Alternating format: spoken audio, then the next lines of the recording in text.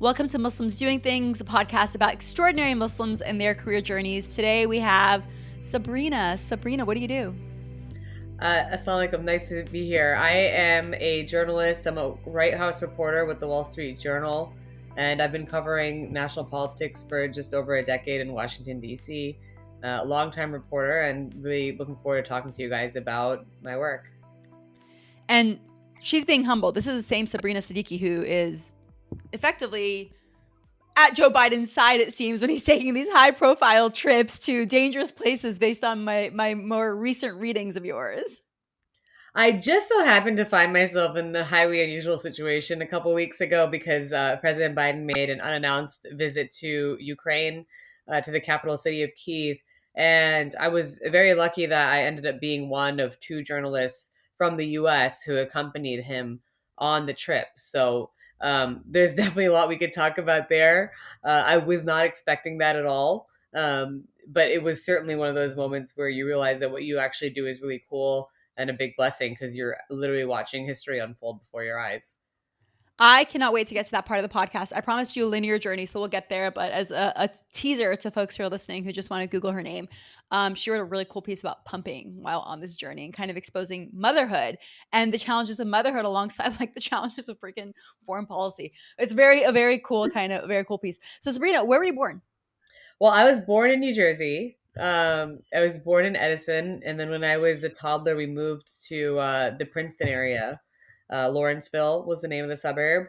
But then we lived there for just about 10 years. And when I was 11 years old, we actually ended up moving to Italy. So, not your typical upbringing. When people ask me where I'm from, I mean, you asked me where I was born, which at least is a little bit more clear cut. But when people are like, oh, where are you from? Or where did you grow up?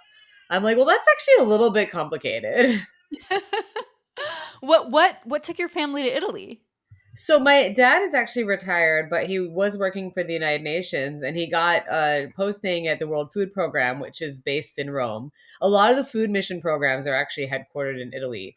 And he said we were moving there for 1 year, and then we ended up there for 10 years. So I don't know if he was just saying it because I was 11 and my brother was 13. We're just two siblings, and we were way too young to appreciate the fact that we were moving to Italy. You know, we were like too young for that to be this really cool, awesome thing. I Right? would love to go to Italy for a Right. decade, personally. At that age, though, it was like, well, all our friends are here. We don't speak the language. What are we going to eat? Even though the food in Italy is the best food you'll ever have. I know, You know, 10-year-olds. yeah, Sheesh. how are we going to go to the mall? Like all the, what about the movies? Like all this like typical stuff when you're a kid. So I don't know if he was just saying it because he wanted to soften the blow, or if he genuinely thought we'd be there for a short term, and then we just kept extending. So I ended up in Italy for middle school and high school before coming back to the U.S. for college. And while I was in college, my parents were still in Rome. So all told, by the time they moved back to the U.S., it had been 10 years spent in Rome. And did you learn the language there? Did you go without a lick of Italian? I had to learn it there. I didn't speak any Italian when we got there. None of us did.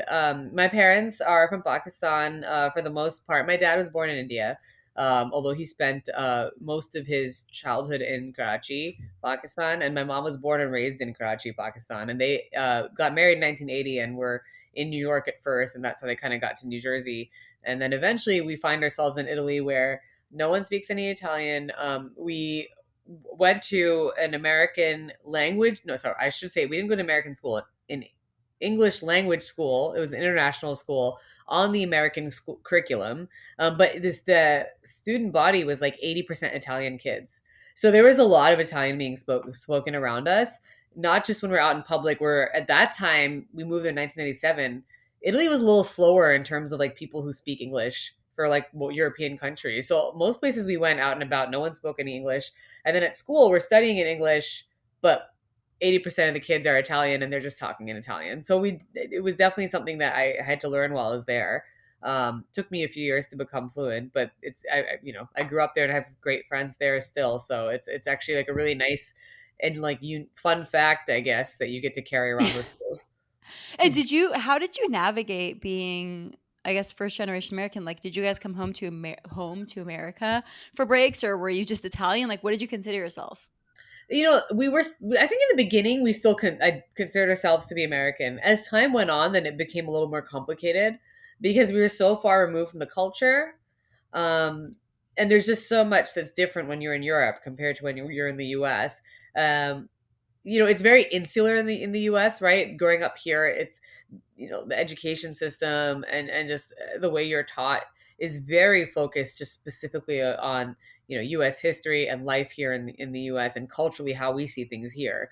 When you're in Europe, because you have a continent that's really pretty small, you're just exposed to a lot more culture, languages, um, and we were also in an international school, so we had a lot of kids who were embassy kids, and so they're just like, they're not, you know no one's like Japanese American or like you'd have over here. They're just straight up from Japan. So you're being exposed to like a lot of different cultures while you're there, and then you start to also, I think, change the way you see yourself. I think that's actually where I start to identify a lot more with my immigrant roots, more so than ever before. When I was in New Jersey, I was just very American, and I wasn't very into South Asian culture, or even as a Muslim, like, okay, we did Eid and Ramadan, but it wasn't a big thing when I was younger. And then when I was in Italy, that's actually where I took so much more interest in my identity as someone who was Muslim, South Asian, in addition to being American. And so, in many ways, it changed the way I thought about myself. I can imagine, and I'd imagine you said you came back to the United States for college. You were applying as an American who is international. Was it harder? And tell me about the college journey. A, was it harder? B, what did you think you were going to do? Yeah. It's very interesting because we would come back in the summers, not every summer, but maybe every other summer to visit our family here in the US. But I was still pretty torn about where I wanted to go because we also had a lot of family in the UK. My dad's family, quite a lot of them are in London. So because London was closer, we would actually be there twice a year versus coming back to the US like maybe in the summer or every other summer. And I think I actually was gravitating initially toward going to the UK for university. And then at some point, it just, I wanted to study journalism. There were a lot more journalism schools in the US. I think that is the US is a place that at the college university level has been ahead of the curve and having specific schools that are dedicated to journalism. But since we're talking about it's our also being Muslim in that part of your identity, I graduated from high school in 2004. And, the Iraq War obviously began in 2003. And my graduating class, they saw the lowest amount of applications to schools in the US compared to like any recent year at our high school. Because in Europe, the perception of the war was entirely different from what I it was over remember. here. Um, and that was also coinciding with there were a couple of prominent mass shootings that had happened as well, and that was a huge factor that deterred some kids in Europe from wanting to come to school in America because they were just like, "What is this issue with gun violence?" Which has literally not changed; it's only gotten worse. So there was actually a lot that was, if we talk about identity, that was very foreign now to me. Parts of America that had become foreign to me. But I really wanted to study journalism, and so I applied directly to the Medill School of Journalism at Northwestern University. And my mom's family actually has always been based in the Chicago area, and that Northwestern is in Evanston, Illinois. So obviously, when I was applying to college, there was this factor of I'll have family close by. I know Chicago well; it's always been like a second home. And so I think it actually made the process better for me because I felt like I had something more unique about my profile, my application, and even just in terms of answering those kind of classic essay questions, I think I did come at it from a different lens because of the exposure that I had had being overseas, and I do actually think that that helped me in the long run. And you seem to have had a clarity in terms of what you wanted to study, which actually has lasted now, almost 2 decades after it. This year probably represents a 2 decade mark of when you were actually applying. So, is that right? Yeah, you graduated high school in Yeah, 2004. I'm like, I know. I was like, when I said I graduated from high school in 2004, I'm like, oh, I'm aging myself here. It's just I so, graduated in 2003, so in solidarity. All right, yeah. 1985. No shame to it. And so you had this clarity and you go to school. Did it turn out, what was that journey like? Did it turn out the way you'd expected it? Were you interning throughout school, or did you go and like become something else, then come back and become a journalist? Those are great questions because it kind of touches upon a little bit of everything with my experience. I had that clarity because I had a cousin who was a journalist and I really admired his work. And either, he was one of the few people I knew who was South Asian and who was a journalist. This was one of my cousins in London. And so it was an unconventional path at the time for, people, from our community. And so I think for me, when I went to college, I one of the big motivating factors was that when I would watch the news growing up, I wouldn't really see anyone who looked like myself, whose name sounded like mine. I didn't feel like I had that representation, and therefore it impacts, of course, the way that stories are being told. And again, the timing with the aftermath of 9/11, the Iraq War, I sort of went in with a very clear sense of purpose. But when I was in college at Northwestern, it's pretty, at that time it was still the age of print. So I think in the beginning I kind of had it in my mind that I'll go work for like a magazine. That's still what people wanted to do, was work for the paper or the magazine. Actually, it's crazy to say that from 2004 to 2008 when I was there, you hadn't really seen like the real rise of digital media. That actually, it's crazy to think about how recent it actually all has been. Yeah. So Uh-huh. yeah, so I'm there and I'm studying and I like what I'm doing. But then during that time, especially as we're getting closer to 07, 08, and you will understand this given when you said you graduated, now we're like looking at, the financial collapse and, recession. And that's the environment in which I'm graduating.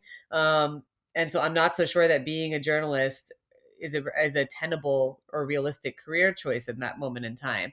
And it was that, you know, economic climate was also coinciding with a lot of papers actually folding because print was, in decline. And And it's I've all never thought happening. about that. Not to interrupt you, Yeah. but I've never realized there was a period between print being in decline and digital being a thing where there was like is journalism real?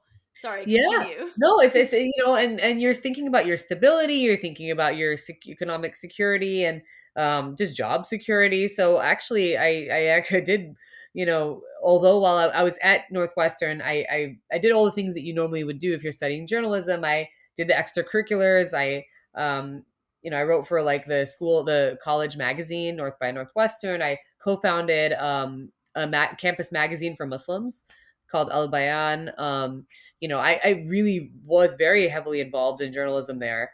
But then I graduated and I actually briefly did a foray in like pharmaceutical consulting. So it's like, because healthcare consulting, just because when I was graduating, just wasn't, I mean, I interned at Business Week when I was a senior.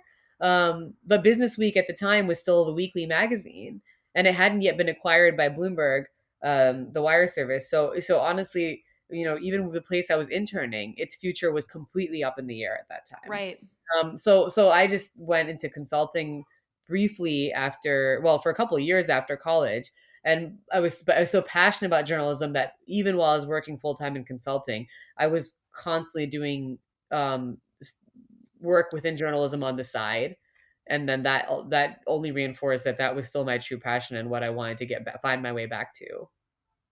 And were you after that stint with in pharma, were you looking for journalism jobs and did you go straight back into journalism? What did you do next? Well, it's funny. I was doing a few things at the same time as that job. I had co-founded a women's lifestyle magazine for South Asians that's no longer, unfortunately, around. It was called Divani, and I was working on that on weeknights and weekends, and we did really well for like a year or so when we had it as a pretty regular, a place where we pretty regularly posted and created content. Um, and I was also working part time at Bloomberg, and that opportunity was another one where I would go on weekends and some weeknights and essentially support the White House reporters at Bloomberg News, Hmm. and that you know meant very little sleep for me and a lot of work. Basically working like a full time job and two part time jobs at the same time. But I think then I started to think more seriously about being part of coverage in political reporting, coverage in Washington, having that front row seat. Um, Again, not a lot of diversity at all. Feeling like in politics, where the relationship between representation and coverage is honestly so vital because there's so much political journalism has, undue, I think, disproportionate impact on society and on the country. I think that's where I decided to figure out how I can be in the mix and be a voice in the room. It was in 2012. While I was doing the Bloomberg job, covering the Obama White House from 2010 to 2012, while I was still at the Pharmaceutical Trade Association. And then in 2012, I got a full time opportunity to work for the Huffington Post, now known as HuffPost. At the time, it was still called the Huffington Post, to cover the 2012 election, and that's sort of where things really took off from. It's incredible because I mean, again, if you go macro, right? Obama was in office. He was looking for a second term. We had, for the first time ever, had any sort of diversity in the White House. To your point earlier, there still wasn't a lot of diversity in media or in press, specifically in political reporting. I don't know if we'd even had. We probably had. I could probably count on one hand at that point number of elected Muslim officials. That's just me Mm-hmm. pulling, from the sky, but I'm pretty sure I'm right. And so you decide you want to do this and you get this position. Did you have when you are in reporting on politics, I'd imagine it can go in so many directions. Were you clear you wanted to do White House reporting in specific? And did you have that choice, or were they just kind of going to throw you wherever there needs to be coverage, whether it's the Senate or it's some bill or it's something going on in Texas? I had maybe a more unusual path because of that part-time gig at Bloomberg, where out the gate I was at the White House and, covering President Obama and in the motorcade and getting all these great opportunities to be there for his State of the Union in the chamber and to be, at a lot of major speeches where he's making the case for, military intervention in Libya. And, I'm sitting there literally while, there are all these major events happening, at the White House, and you have that front row seat to something that a lot of people maybe work many years toward.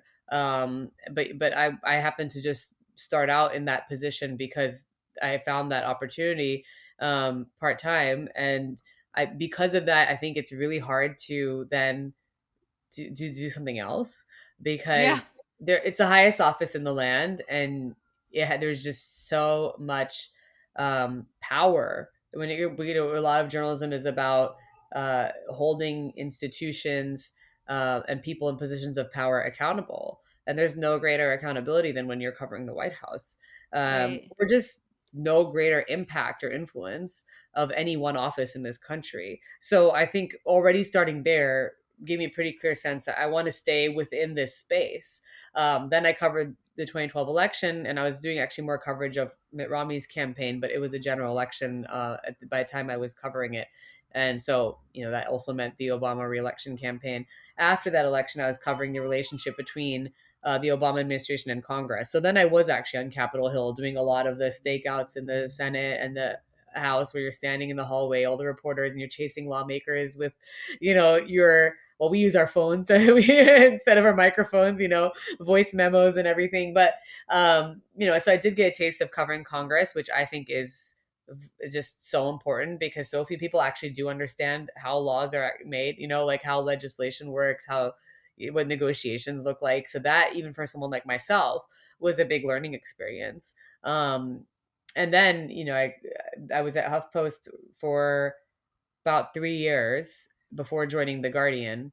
And that was to cover the 2016 election. So the election cycles are often when people end up, you know, taking on another opportunity. There's just a lot of turnover in elections. But I think I had gained a little bit more experience as at that point. So then I was given a chance in 2012. If I was more of a junior reporter supporting the election coverage at HuffPost, and then in 2016 I was given the opportunity at the Guardian to be one of the lead reporters in the election coverage. And I was asked if I wanted to come on board to cover Hillary Clinton's campaign, which is a historic campaign, of course, as the first woman nominee for a major party. So I think I've always been. It's just been hard for me to walk away from politics. And anytime I think that I've thought about it, so 2016 election, since we got there, just through this linear conversation, um, when Donald Trump won the election, there was a moment where a lot of us are thinking about what's it going to look like covering politics, covering the White House, because something unprecedented has happened.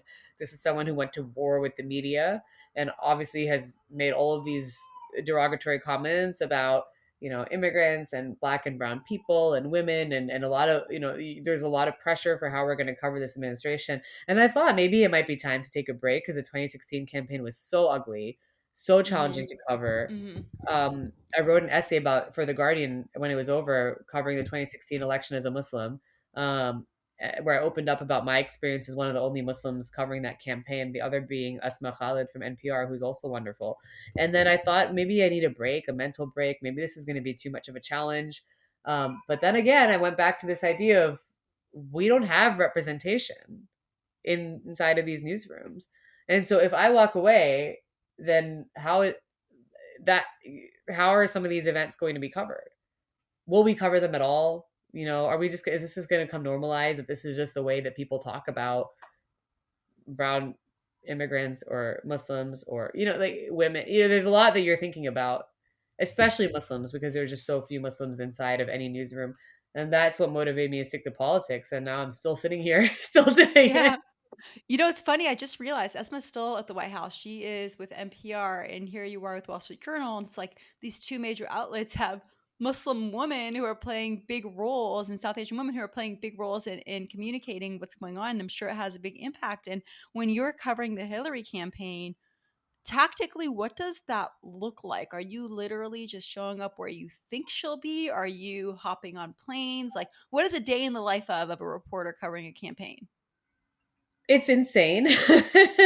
And there's two different ways that it happens. Some people do cover the candidate and the campaign and they're embedded with the campaign. And so then in that situation, and I was in this situation with the Clinton campaign in 2016, I actually also covered Marco Rubio's campaign. In the Senator Marco Rubio from Florida ran for the Republican nomination, did not perform well at all, but the elections here are so long. I mean, the primaries are so long. He still he ran, he was a candidate for an entire year basically, and he didn't even come close to getting the nomination. So, I covered both the Rubio campaign and the Clinton campaign, and I was, because I was embedded with these campaigns, I would hop on the campaign plane. There's a bunch of reporters on these campaign planes, or if they had a bus, if they were doing a bus tour, they have like a chaser bus for reporters, like a press bus, that a lot of us get on.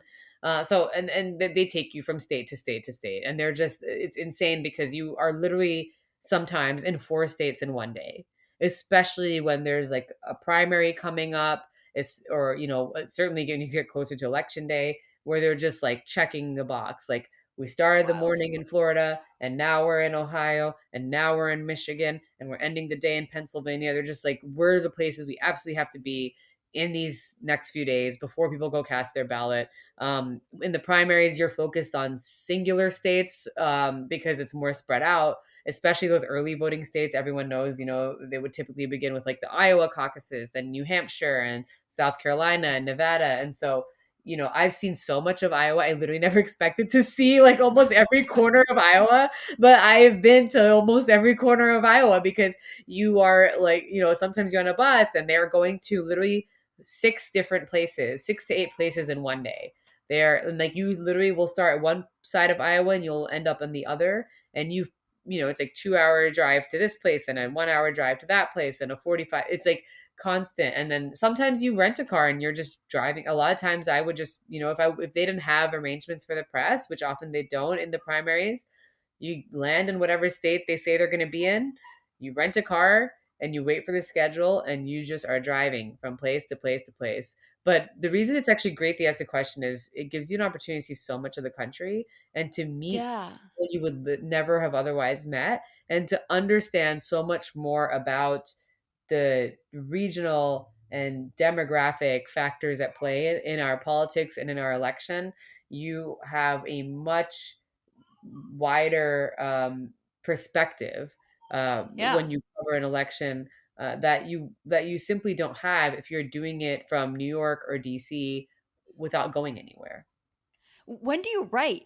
So you're on the road, and how much are you expected to write, and when do you write on these campaigns, or is like tweeting also part of the coverage? Like, Tell me about that. What are the expectations you place on yourself or your brand? The Guardian places on you. Well, you definitely have to write. You have to write without question. And if you're in television, then you obviously have to go on air, or you have to do packages. And if you're in radio, then you have to record and also do packages. And now there's so many more demands because everyone has, TikTok and yeah, Twitter and well, yeah, sorry, I there's was saying social TikTok media, and Twitter and everything. there's everything. And then honestly, like a lot of the platforms have, or a lot of the news organizations have multiple platforms. So CNN and MSNBC or NBC, it's not like it's not like the reporters are just going on air. They also Yeah. have to file a story for the webs for CNN.com. Like they have to write something. There's this, and when I was at the Guardian covering the election, I was writing for the Guardian, but I also ended up hosting an election podcast called Politics for Humans. And like, it's like there's just there's so much more you can do with journalism, and different ways to experiment with the medium and the formats that are at our disposal. And then there's social media, like you said. Snapchat was huge in 2016. Like you've seen a Mm. big decline in Snapchat. Now it's all about TikTok, but these things come and go. And so 2016 was the Snapchat election. And so there's this whole thing about tomorrow I'm going to take over the Guardian Snapchat because they want you to do it. They're like, oh, you're out on the road. Like you're going to take over our Download this Snapchat. app. Yeah, and Like, you're like, okay. okay, I'm also writing and I'm also hosting the podcast. This is just, and you're tweeting as well. You are tweeting because oftentimes if something's happening real quick, people want that information as soon as Right. possible. Right. It's I'd not like imagine that's they're going to just wait. generally the case, right? Yeah, You they're not want to going to break wait the for the news. Somebody says story. something crazy. You're like, I have to talk about this. Yeah, you tweet it right away. And then now, like a lot of, especially political reporters, including myself, like we do political analysis for TV. And that's always been a thing. You've always had political analysts on TV, but in this 24/7 environment where these major networks are filling space from 5 a.m. to midnight, there's like, Yeah. you're like, it's all, there's so many different things that you're expected to do, or that you don't have to do them all, but if you want to be competitive, if you want to be like a nationally recognized reporter, a lot of times these are the demands that are placed upon you. And honestly, I think if you're a woman of color, if you're a person of color, and if you're a woman of color, you have to work that much harder I because mean, opportunities always. are not handed to us. Always. And you have to try a little bit harder, right? You have to try a little bit harder to gain that credibility that you otherwise wouldn't have, frankly. Yeah, I mean, things are not handed to us. And even when you work for them, it's like, it's like, they always, was it women work twice as hard for half the credit? And then I feel like women of color work 5 times as hard for half the credit. It's like, it's just like, Yeah, maybe it's even less. the layers and layers, that you can, unpack. I mean, and so I think like, it's just, when do you write is funny too, because there's so many times where by the time you're either writing on the bus, if there Yeah. is a bus, a campaign bus, or on the plane, and then often you're just like, you get back to your hotel and you're like writing at, there are times where I've been writing from 2 to 5 in the morning. Like that's like the time Yeah. to write. Like, Yeah. When I travel for work, by the time that I'm done with a day and done with meetings, like my brain is there is yeah, nothing I could do to rectify the situation. So I'm just like, you're traveling and you're expected to produce and you're expected to produce quickly. There you're it's time sensitive, right? You're it's like, time sensitive.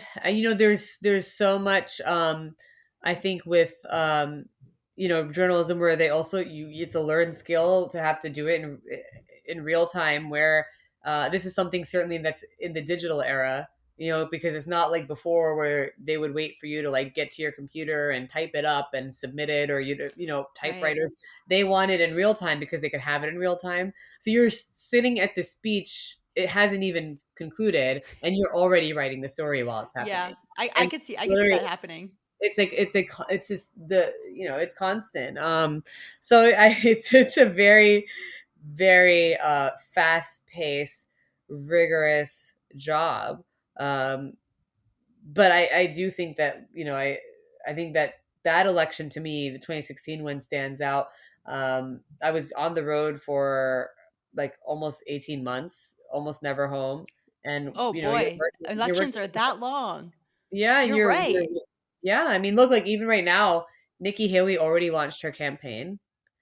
Donald Trump already launched his reelection campaign. Ron DeSantis, governor of Florida, is like out there, basically campaigning. He's He's going coming to for launch us, a yeah. campaign. Everyone knows he's going to launch a campaign in the coming months.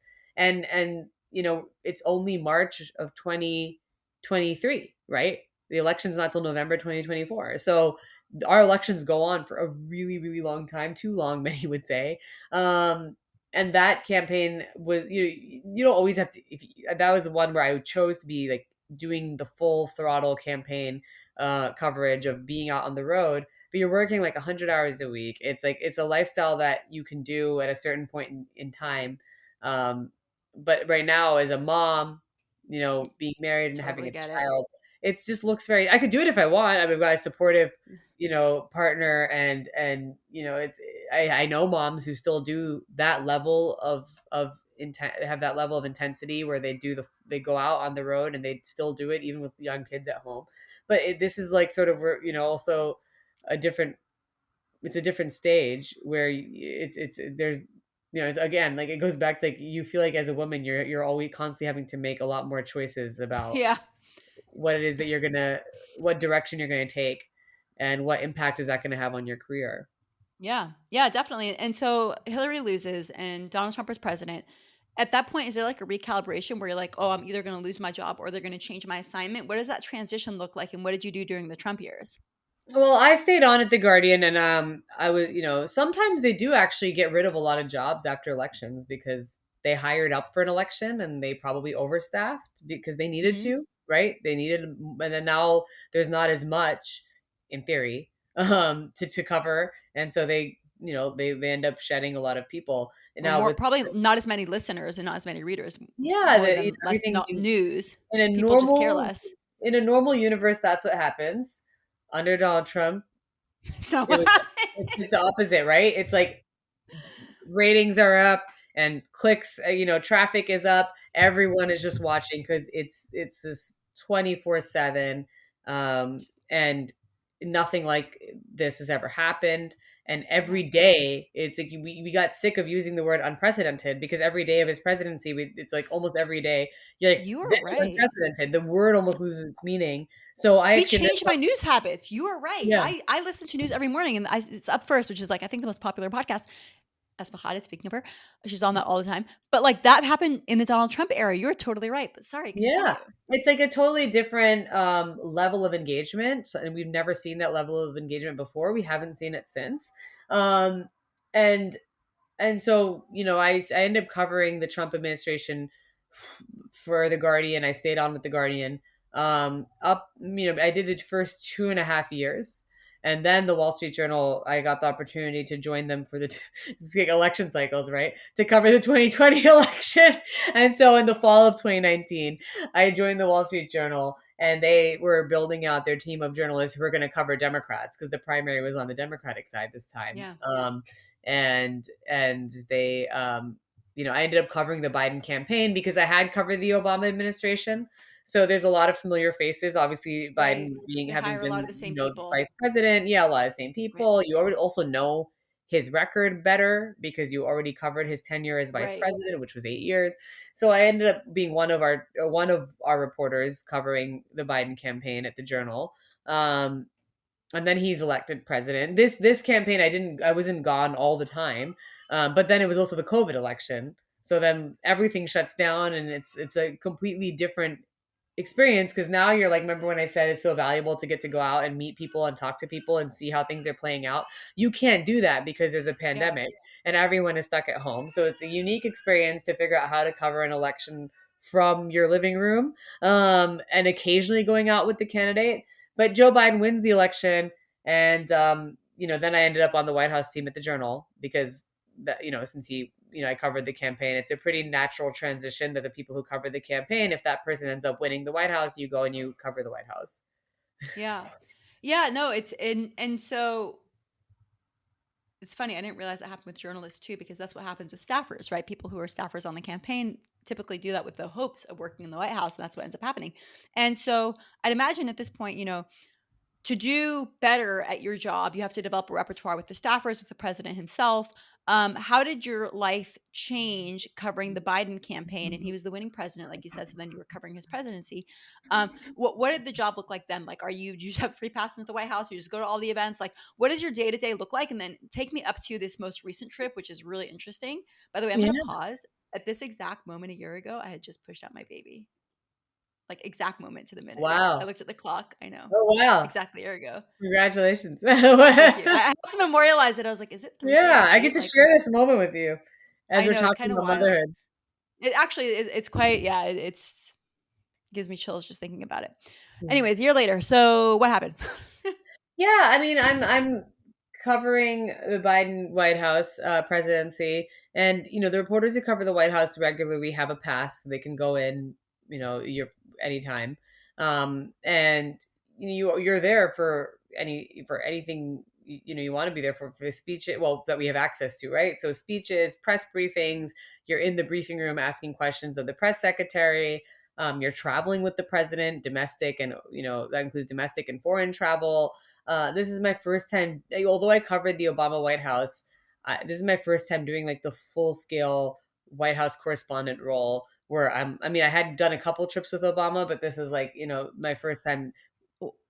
What is that? Can you like so you're saying effectively there's a bit of a totem pole, so to speak, and the correspondent is at the top. Like, can you just break that down for us so we understand Yeah, what the correspondent is? when it was, well, when some of it was just being more junior earlier when I was covering Obama, I was not the one in the briefing room sitting and asking the questions of the press secretary.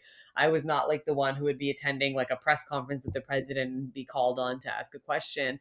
And I did a couple trips with Obama, but I wasn't like constantly on Air Force One. I mean, I was it was like twice that I traveled with him versus now I'm on the team of White House reporters where because it's later on in my career where I am in the briefing room and we rotate on our team, but like I am on the plane, like where if the president's traveling somewhere, you know I will be on any number of those trips.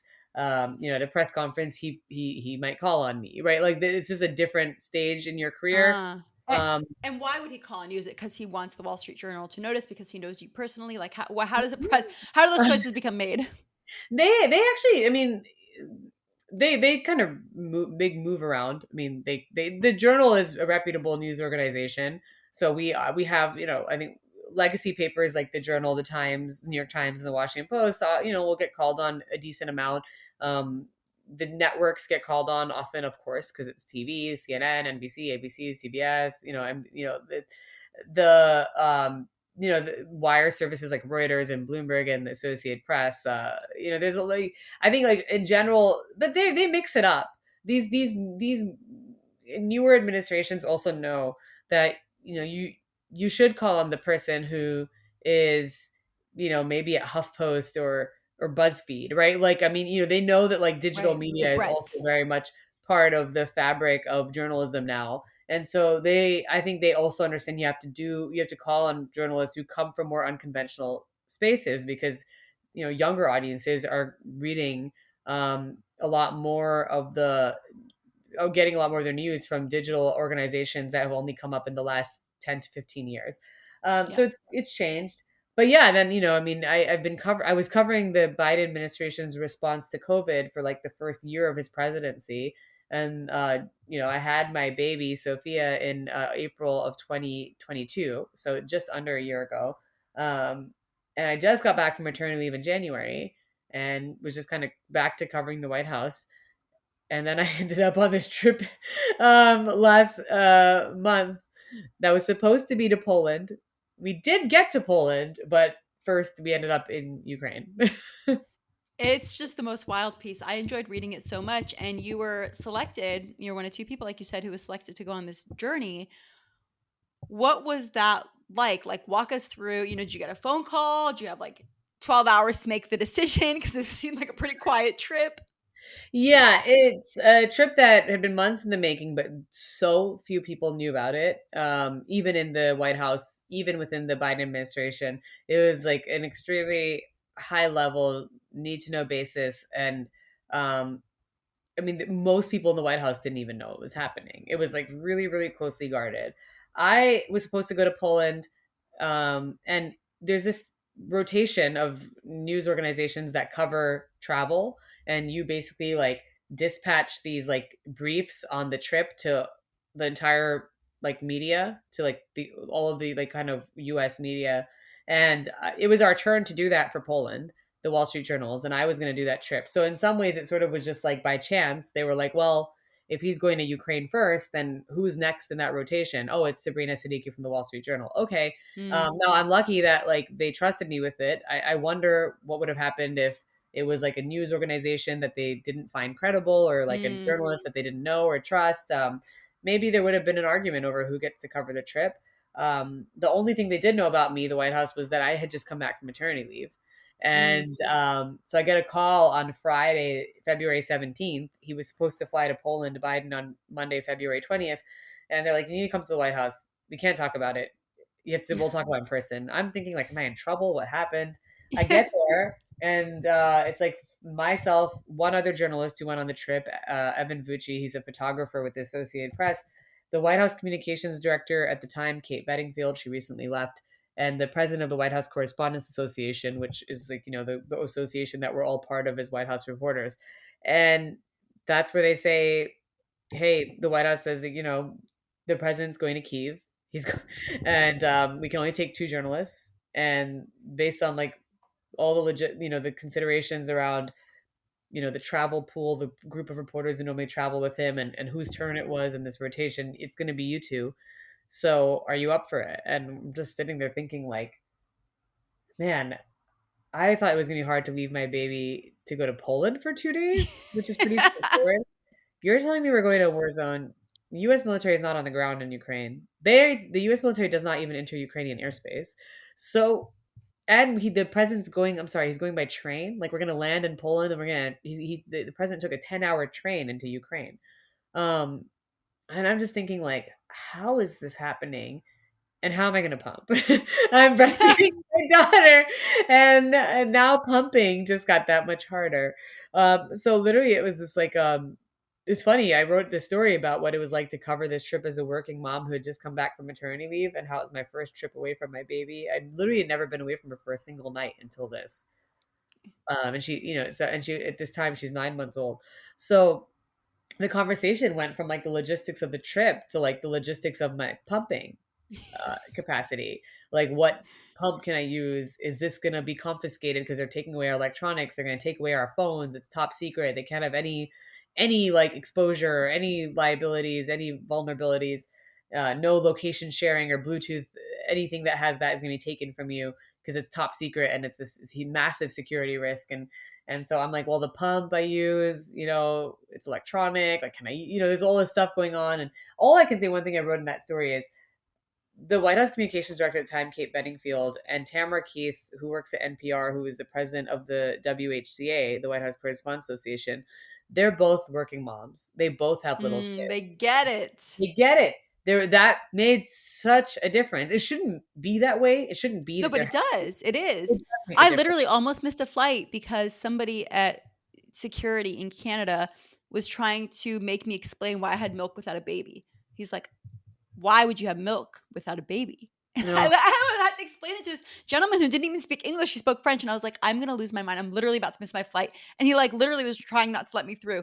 I also, JetBlue, who I love to death, I had somebody stop me and almost not let me board a flight with my pumping bag. And she's like, yeah, no, you're only allowed one bag. And I'm like, this is basic knowledge. Like, Yeah. this is a medical device. Right? Yeah. Yeah. A lot. It's a big There's deal. so many women have trouble getting their breast milk through TSA, even though it is Don't even get me started. absolutely like permitted to bring your breast milk through TSA. There's like all these things that we like don't even talk about when it comes to the No. logistics of pumping while you're, traveling for work, just pumping at work itself, right? Oh yeah, Um, bags of ice, leaving important meetings. Now my company, we actually schedule breaks around my pumping, which like is great because which at is some point in the great. beginning it was embarrassing. I'd be like, oh, I'm secretly going out to pump, and now I'm like, all right, y'all, hold on Yeah. a second. It's funny. I did this trip, and it just so happened that I was pumping, and I had just come back from leave. And I covered the trip for what it was. Like, I was covering the fact that President Biden was in Ukraine. He was in the capital city, standing next to President Zelensky, around the 1 year anniversary of Russia's invasion of Ukraine. And that's like what I'm covering. That's what I wrote about immediately. I had a news story. I had like another kind of more colorful story about how the trip came together, what it was like with it being top secret. Um, the focus was on my day job, that I'm a journalist. Then at some point later that night, when we got to Poland, when we finally are out of Ukraine, and I can talk about the trip a little more, I just as a joke, kind of as an aside, tweeted, um, because I had been pumping and I had all my breast milk in the freezer bags, and I like made a joke about how like, oh, I didn't manage to get any souvenirs from for Sophia from Kiev, but I got her the only thing she really cares about, and I had the photo of the breast milk.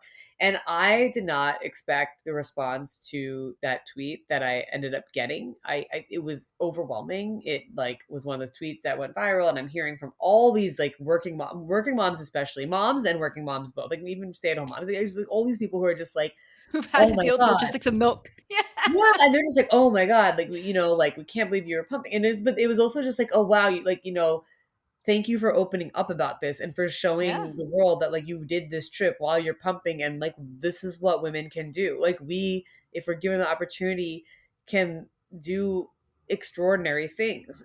Truly. And they don't even need to be extraordinary, right? For us it's like actually not extraordinary, it's just a part of our existence, right? Right. Like it's like Right. we're just, this is what we do. Like it's so like now at this point natural to us to have our pump on, and we're like doing our work, or we're in a meeting and we're on a call, like it's just, it's like in the background. But I think when I got the response that I got to that tweet from, not parents, moms, breastfeeding and pumping moms, just doctor, all kinds of people, right? Lactation consultants, and all these people who are like, they just were so eager to hear more about that. And they made me realize that, like, to your point where you initially used to kind of quietly leave them, people want this to be more out in the open. So do I.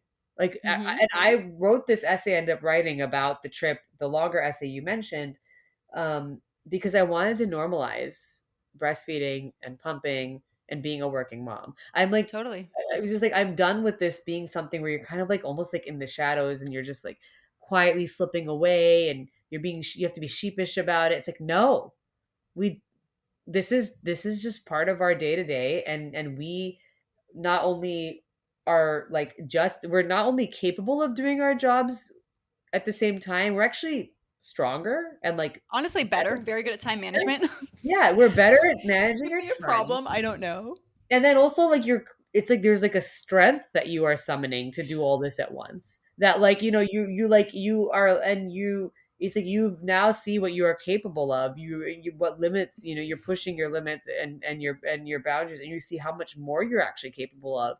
And so I actually like, there was, and then it goes back to the thing we were talking about I was given this structure, the resources, um to be able to pump on this trip.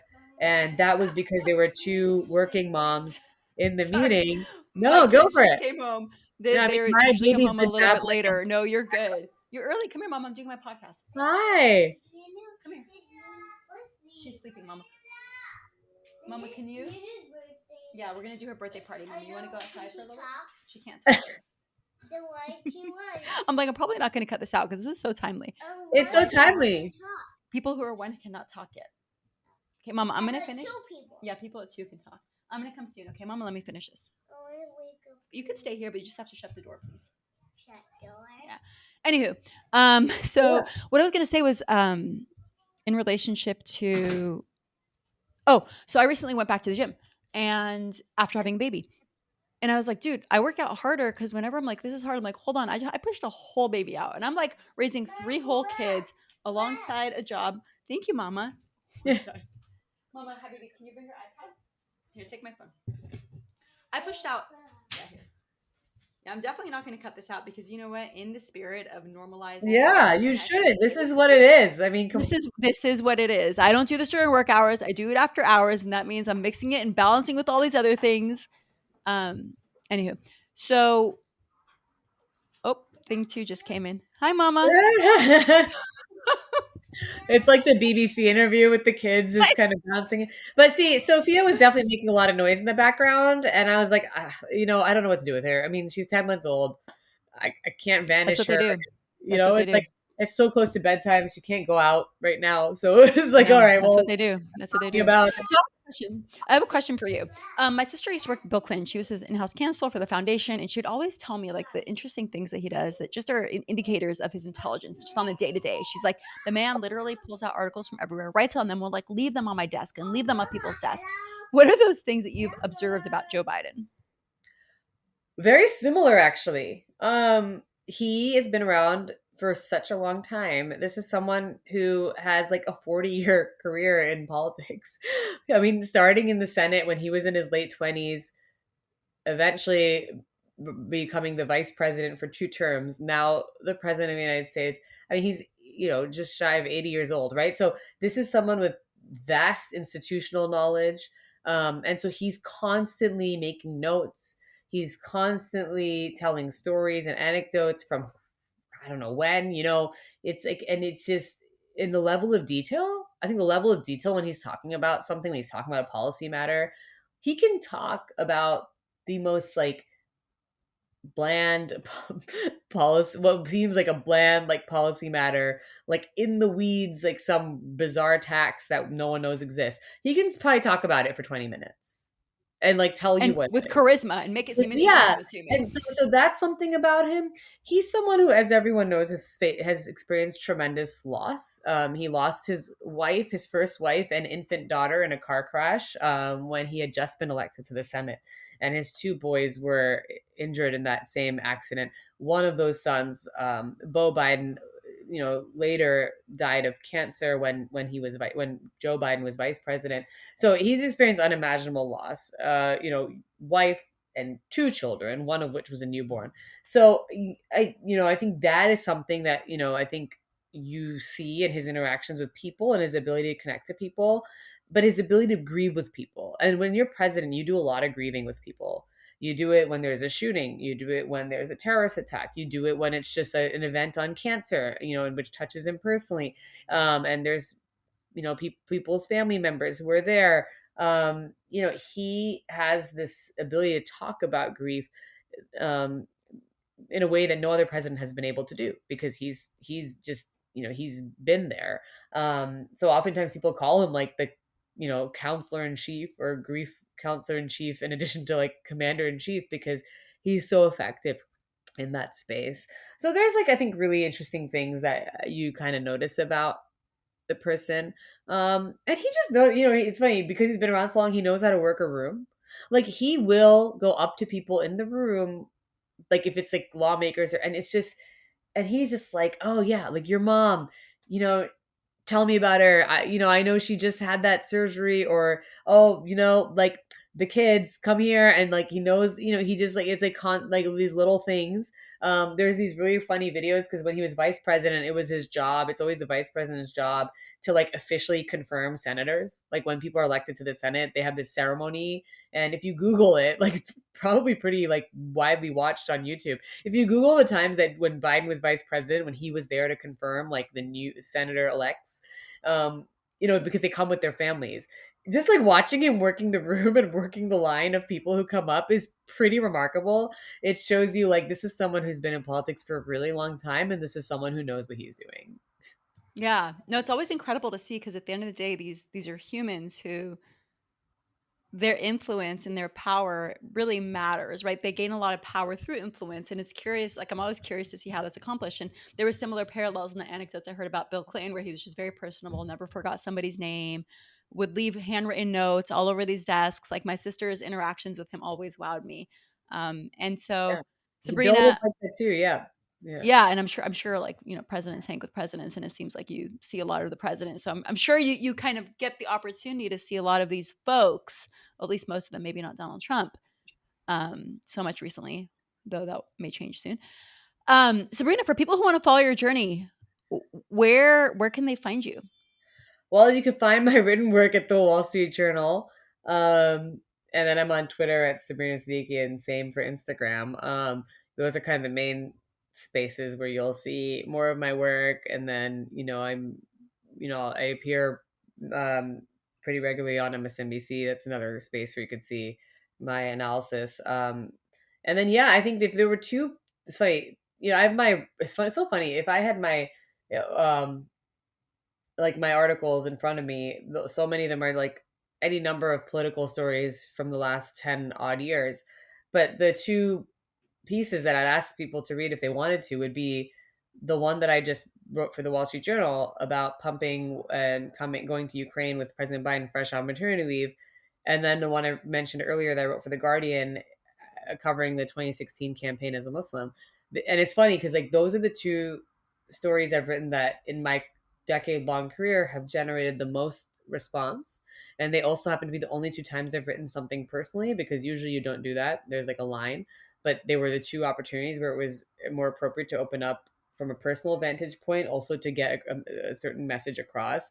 And I think that those to me also resonated because it had a lot to do with representation, with inclusion, um, and with understanding, you know, what happens when you're playing many roles at once, and what it means to not just be a journalist but to also be a Muslim, to not just be a journalist but also be South Asian, to not just be a journalist but to also be a mom, and then to be a pumping and breastfeeding mom. It's like, I think that actually it's sort of, so I think those are the stories that I ask people to read if they wanted to kind of get a sense of my work, even if that's not the norm, an exception to the rule, because that to me also just shows like the importance of being there in the room, um, and having a say in like what stories we tell, what stories we don't tell, and how we cover things, and maybe how we shouldn't cover things.